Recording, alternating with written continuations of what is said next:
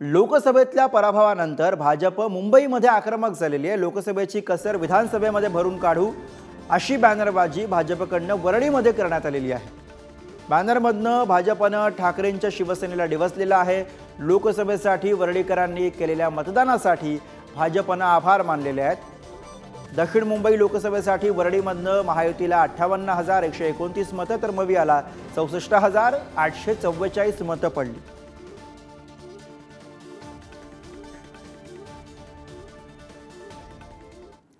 तर विधानसभेला मुंबईत कुणाचे आमदार निवडून येणार याची चर्चा सुरू झालेली आहे। लोकसभेचा निकाल काय सांगतो? मुंबईमध्ये 36 पैकी महायुती आणि मवियाला किती जागा मिळणार याची चर्चा सध्या सुरू झालेली आहे। लोकसभा निकालानंतर आता विधानसभेची चर्चा रंगताना आपल्याला बघायला मिळते आणि विशेषतः मुंबईसाठी।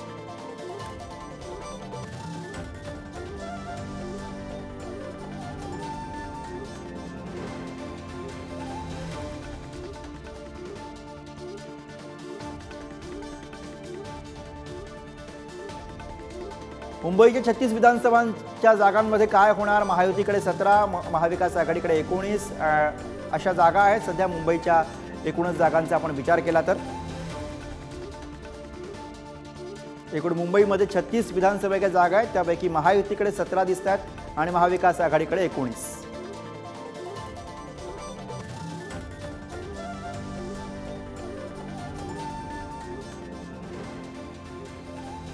अर्थात आणि याविषयी अधिक बोलूया। ओम देशमुख आपले प्रतिनिधी सध्या मुंबईतून आपल्या सोबत आहेत।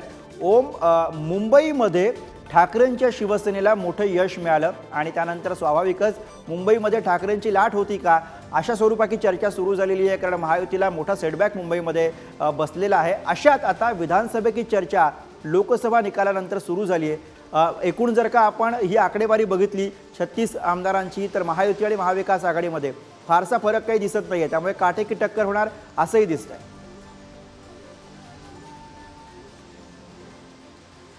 गुरुप्रसाद, मुंबईमध्ये 6 लोकसभा मतदारसंघांच्या संदर्भात जो निकाल लागलाय तो खऱ्या अर्थानं महायुतीच्या चिंतेमध्ये भर टाकणारा आहे। काल अर्थात देवेंद्र फडणवीस यांनी आपल्या पत्रकार परिषदेमध्ये मुंबईमध्ये कोणाला किती मतं मिळाली, कोणाला किती मतं कमी पडली आणि किती फरक महायुती आणि महाविकास आघाडीच्या मतांमध्ये आहे याचं विवेचन केलं विस्तृतपणे। त्याबद्दल त्यांनी स्पष्टीकरणही दिलं।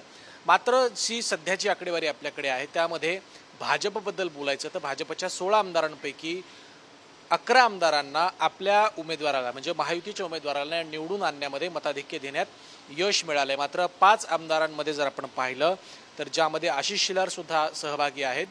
आशिष शेलार, अमित साटम, कॅप्टन तमिल सेल्वन, राम कदम आणि भारती लवेकर या आमदारांना कुठेतरी भाजप आणि महायुतीच्या उमेदवारांना मताधिक्य मिळवून देण्यात अडचण आली आहे।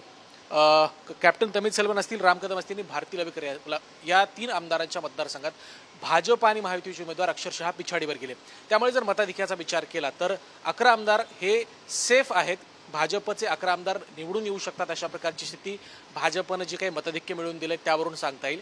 मात्र उर्वरित 5 आमदारांबद्दल अद्याप साशंकता निर्माण झाली आहे। या आमदारांच्या मतदारसंघामध्ये नेमकं काय घडलं, यांच्या मतदारसंघामध्ये जे लीड आहे ते कमी का झालं, काही ठिकाणी पिछाडीवरती उमेदवार राहिले, त्याचं कारण काय, या सगळ्या गणितांवरती विधानसभेची गणितं अवलंबून असणार आहेत। त्यासोबतच मुंबई महापालिकेची सुद्धा गणितं अवलंबून असणार आहेत। लोकसभेचा जो काही एक किल्ला होता तो महाविकास आघाडीनं यशस्वीरित्या मुंबईमध्ये सर केला आहे, त्यामुळे आता त्यांचं टार्गेट निश्चित स्वरूपात विधानसभा असणार आहे। या सगळ्या राजकीय घडामोडींमध्ये उद्धव ठाकरेंच्या शिवसेनेकडून सातत्यानं भाजपवरती हल्ला करण्यात येतोय। या सगळ्या पार्श्वभूमीवरती आता उद्धव ठाकरेंची शिवसेना जी मुंबईमध्ये तुलनेनं अधिक सक्षमपणे उभारीस आली आहे, ती शिवसेना भाजपला अंगावर घेण्यासाठी कुठलीही कसर सोडणार नाही। त्यामुळे भाजपच्या आणि महायुतीच्या उमेदवारांचं विधानसभेमध्ये टेन्शन वाढणार आहे। या जागा कशा प्रकारे आपल्याला काबीज करता येतील, महायुतीचा जो काही आकडा तू 19चा सांगितलास त्यामध्ये 16 आमदार हे भाजपचे आहेत, 16 आमदार कशा प्रकारे पुन्हा निवडून येतील हे आव्हान खऱ्या अर्थानं भाजपसमोर असणार आहे। मुंबईमध्ये जी काही भाजपची पिछेहाट झाली त्यावरून भाजपला काही महत्त्वाची पावलं उचलावी लागतील।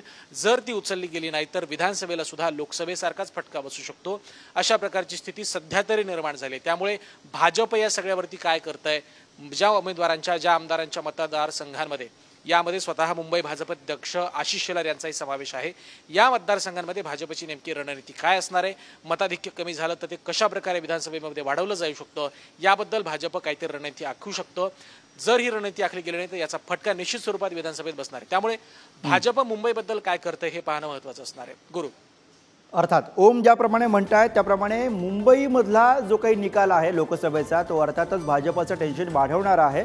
अजय माने आपले प्रतिनिधी आपल्यासोबत आहेत, त्यांच्याकडे जाऊयात। एकूणच महाविकास आघाडीमधली काय परिस्थिती आहे, लोकसभा निवडणुकीच्या निकालानंतर कुठे मताधिक्य वाढलं, कुठे कमी झालं, याच्याविषयी बोलूया। अजय, गुरु, आपण जर पाहिलं तर खरं तर अगदी महत्वाच्या मुद्द्यांवर आपण जे त्याची चर्चा करतो, कारण की लोकसभेत विधानसभेच्या आमदारांनी काय बाजी मारली हे महत्वाचं गणित होतं। आणि त्यातच आपण जर पाहिलं तर सगळ्यात महत्वाची जागा म्हणजे की दक्षिण मध्य मुंबईतली, ज्या ठिकाणी अनिल देसाई हे जे ते निवडून आले, इथे दोन सगळ्यात महत्वाचे मतदारसंघ आहेत, चेंबूर आणि दक्षिण मध्य मुंबई।